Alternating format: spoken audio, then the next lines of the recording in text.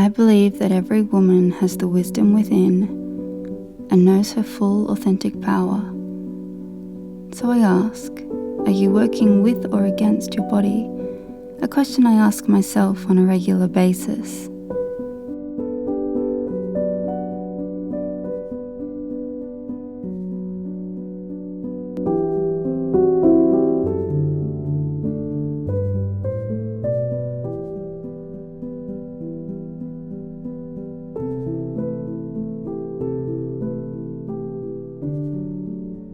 My name is Martina. I'm a yoga therapist with a calling to help women thrive in health through movement, lifestyle, and ritual. Unfortunately, our society isn't designed to allow a woman to thrive. We applaud this masculine way of living, with hustle culture and this constant drive towards doing. For a woman, this isn't her natural state of being. When a woman is consistently trying to keep up with this masculine way of life, it can lead to burnout, adrenal fatigue, and constant stress.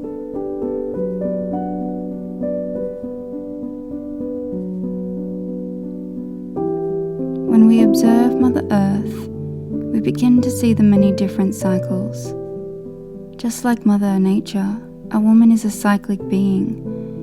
A woman has her own inner seasons, and these inner seasons represent 4 distinct phases of the menstrual cycle.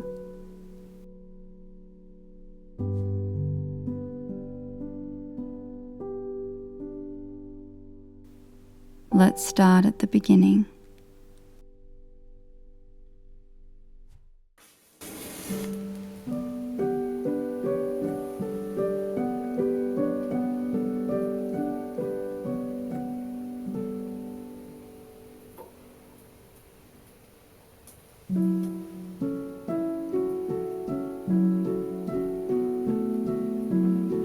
The first day of a woman's cycle begins with menstruation.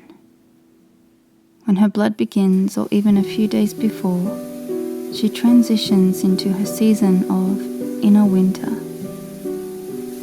If a woman allows, this time in her cycle can be a true gift. As she listens to the calling to disconnect and retreat from the outside world, her energy moves inwards, gaining deep focus. Her intuition is naturally heightened, and there is space to move through any challenges that have been present. Though it's not a time for a woman to make decisions, it's rather a time for her to reflect, surrender, to let go and witness possibilities.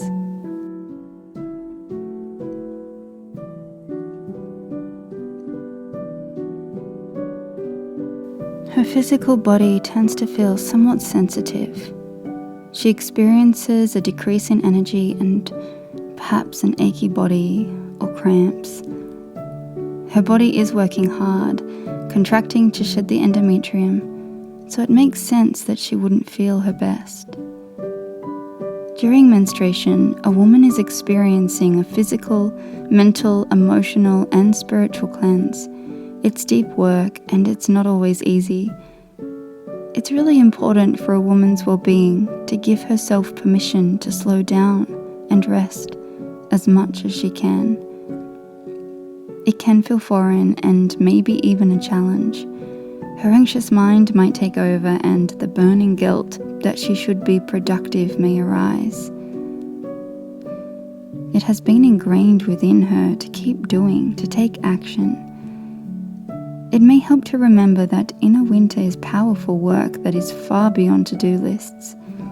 It's a time to repair and reconnect to who she truly is.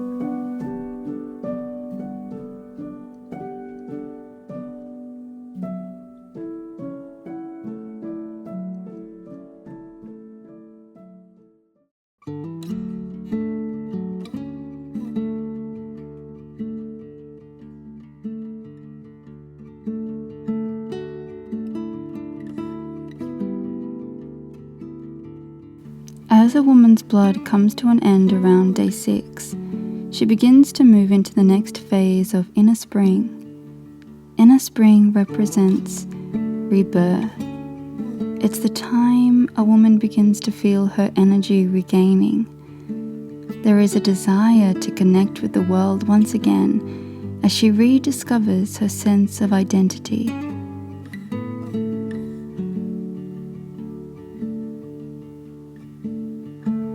I like to break down inner spring into two parts.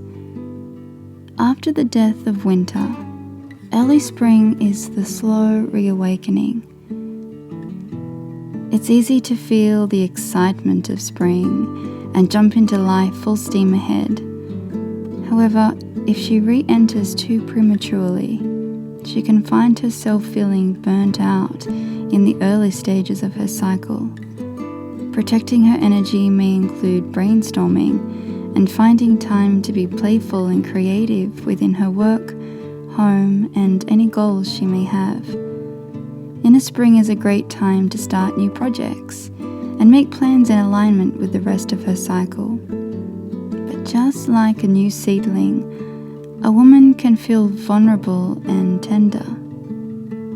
She may feel overwhelmed with all that she needs to complete. A simple brain dump can get all of the to-dos out of her head and release some of the overwhelm. Savor these moments of rebirth.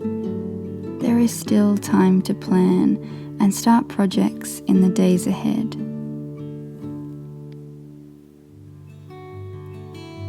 After her rebirth and early spring, she is moving into the blossoming phase. Usually by this time, a woman's energy has fully regained, as her estrogen has been on an upward climb. Though for some women they may not feel their energy fully regain until inner summer. This time of a woman's inner spring is her most masculine. She is beginning to put her ideas, plans, and creative projects into motion. As her energy increases, she may participate in the harder workout, try new things, and push her body. Continuing to keep life playful, creative, and light-hearted can be a great way to honor her second phase of inner spring.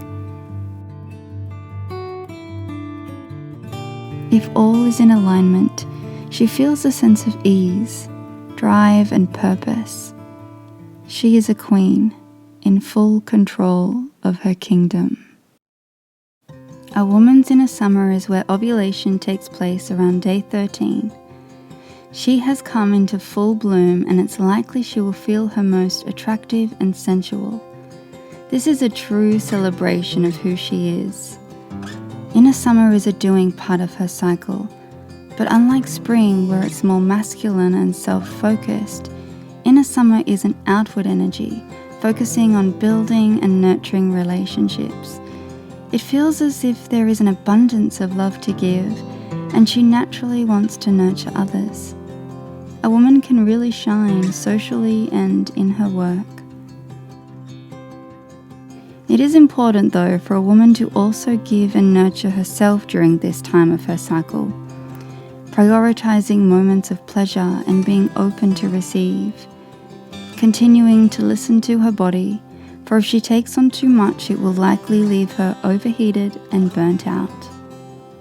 The inner seasons allow a woman to pace her energy, and each season can have the potential to lead to burnout. Each season has its own rise and fall, or can be broken up into two parts. Every woman is unique in her experience, and each month may offer something different. So in order for a woman to learn her cycle and receive feedback on her health, she must learn to truly listen to what her body is needing. It can help a woman to sustain her energy by participating in a practice called earthing, a simple ritual of walking on the earth barefoot. This in turn can help her to connect to the deep-rooted and grounding energy that her inner summer presents, allowing a woman to harness her power as she steps into her life's calling and proceeds to take actionable steps towards her goals and dreams.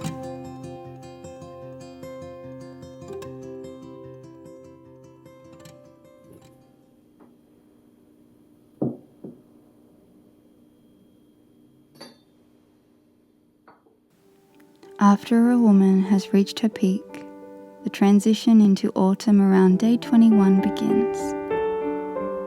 As progesterone begins to rise and estrogen drops, the body and mind once again asks her to slow down. For some it's a gradual decline, and for others it can be an abrupt switch. Like when the trees begin to let go of their leaves, a woman has the opportunity to let go of what is no longer serving her, taking a look at what fulfills or depletes her. What changes can be made in her life to help reduce stress? She can use this time to tie up loose ends, finish up projects and tasks preparing for the next cycle. She may feel the urge to start nesting. Deep cleaning, decluttering and organizing is a great way to work with that inner critic that comes out during inner autumn. For some women, her inner autumn can feel like a nice big exhale after the busyness of her inner summer. For others, autumn can be the most challenging time in her cycle. I do feel that how a woman handles the transition is a reflection upon her connection to the inner seasons, listening to her body's needs, and the willingness to see all parts of herself. Inner autumn is a time where the shadow self comes to light. It presents itself for a woman to do the inner work. Parts of the ego begin to break down, making her feel raw and seen. Perhaps seen in a light that she feels is not her most favorable qualities. In her favor, her raw nature can help protect her energy, set boundaries and start saying no to things that don't align with her energy, and instead create space for self-care, personal time, journaling, talking to someone like a therapist or a close friend, or indulging in something creative. Autumn is when a woman's creativity flourishes and can be a beautiful vessel for self-healing. She may need reminding at this time to be gentle on herself and to know the work she is doing now will allow her to grow.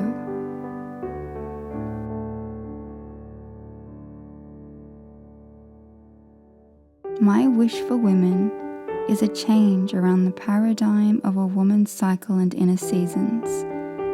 We all deserve to thrive and live in a way that nourishes our body and aligns with our inner truth.